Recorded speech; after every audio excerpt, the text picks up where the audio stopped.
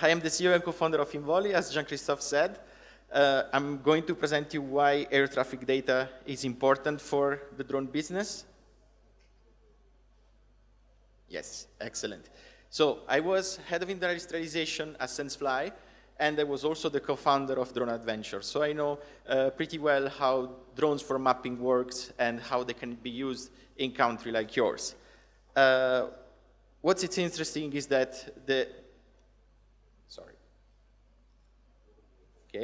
this is the use of drone in the humanitarian context. What is interesting for you is that Tanzania has been one of the first countries in using, on a very big mission, the EB drones together with Drone Adventure to create the cartography of two big islands here. You will see it very soon. Okay, so I think there is a small delay here.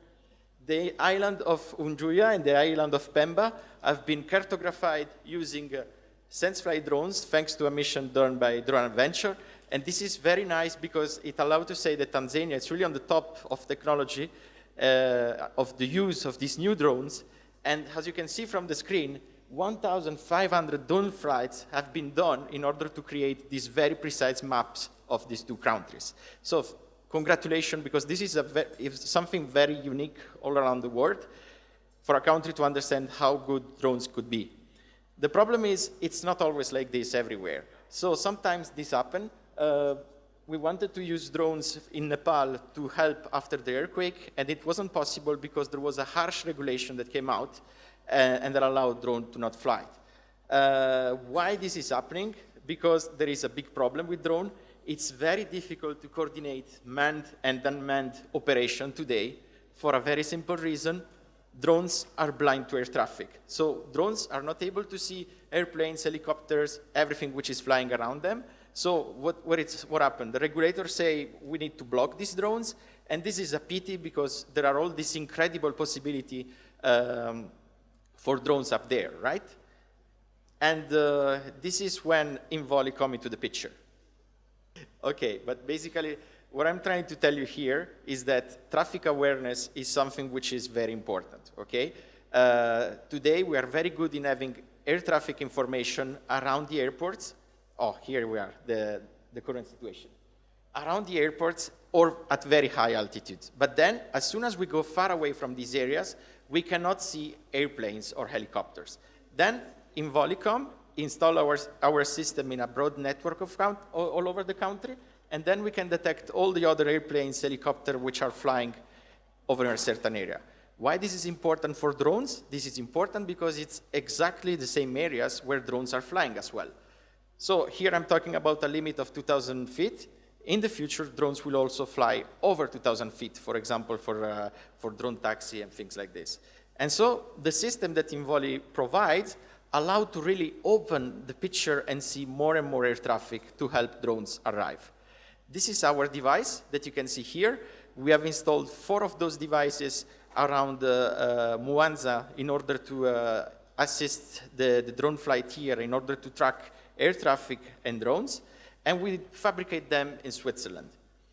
Our approach is the following. Basically, we talk with a telecommunication company. They have very nice spots around the world, around the country, sorry, and we install our device over their antenna. Then from there, we start to fetch all the air traffic. Once we receive all the air traffic, we provide it to the drone or we provide it to the air traffic in order to, well, use it for different reasons like drones, etc. This is a proof of concept we are doing today in Switzerland. So you can see we cover a large area of 8,000 square kilometers using just 7 antennas. And it's exactly the same thing that we're doing here today. This is a capture of the air traffic that we can get with our system in Switzerland. So the orange air traffic are communicating in ADSB, while the white one are using transponder. Then we continue developing the system, and now we're also able to detect FLARM devices, which is another identification technology. What is very interesting is that you're seeing this airplane, which is flying at 3,700 feet above mean sea level. It's actually flying at extremely low altitude compared to the ground, and this is an aircraft that not even the air traffic controller in Switzerland can see, but we can see it. So we are really giving this full coverage. So what is our recipe to have a safe drone integration? Basically, it's having a 100% coverage of a country with our system, especially the Gulf airspace, and then being able to detect all possible identification technologies of air traffic, and then provide this position to ATC, to UTM, to drones, to whoever needs them. Last but not least, the other point would be also to favorize the integration of cooperative drones, like we're doing here in Tanzania. All the drones are equipped here with a low-power ADS-B emitter, so we can also see them in our screen.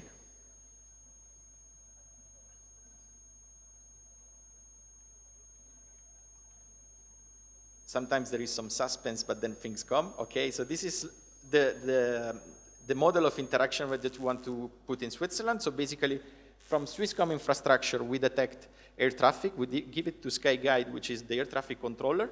SkyGuide give it to AirMap, which is the UTM, and then AirMap basically provide it to drones and other users. This is today our coverage, also ventilated by different technologies.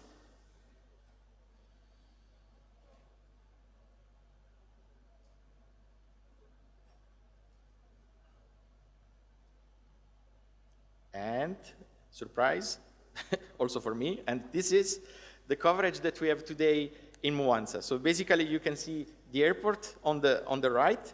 Then basically, we detect all airplanes equipped with ADS-B, and we provide the position to AirMap, which is here with us and is talking later. And from AirMap, we could go to the air traffic controller or to drone operators. So basically, this low altitude air traffic data is the key here. This is something unique that doesn't exist anywhere else. Low altitude air traffic data can be used for many other applications instead of UTM, from safety to, I don't know, doing statistic of how the sky is used, to improve security, faster response in case of accident, validating ADS-B using multilateration. There is a lot of technical things that we can do with this data. And so this is kind of the key message for this presentation is the following. If you want to implement a UTM, so if you want really to manage drone traffic, you really need to have this low altitude air traffic data to be able to see how drones are located towards air traffic. So finally, the question that I always have is this disruptive? And so I have a little example on that. It's a funny one. So today, if you want to listen to some music, what do? You go in a shop and you buy a CD, right? But, hey, yes, we have seen this. But then this guy came out, Spotify, probably you know this company, and they say, look, you don't need to buy hardware anymore. You don't need to go to the shop anymore. We have music as a service, so you just download the music when you need it, right? Then in the same way, if you want, what do you have to do if you want to have reliable air traffic data? You want to do a drone mission here in Tanzania, etc. You want to see the airplanes which are flying around you. Well, there is no other way today. You are obliged to buy a radar. But this is very expensive, right? And so what happened then? If the presentation helped me, Involi people came out and they say, look, you don't need to buy a radar anymore. Now we can just provide you a feed online of air traffic data, and you can use it for your mission. There we go. Okay, so thank you very much for your attention, and enjoy this event. Bye-bye.